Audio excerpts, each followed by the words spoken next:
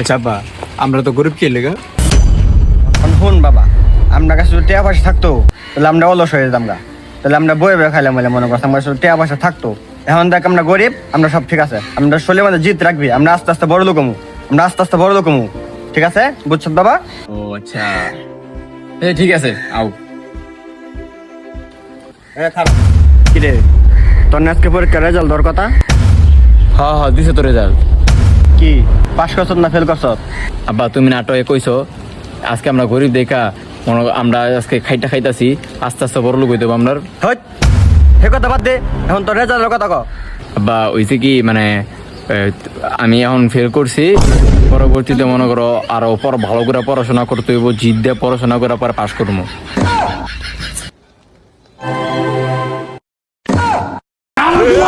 पकड़ मारो जो पकड़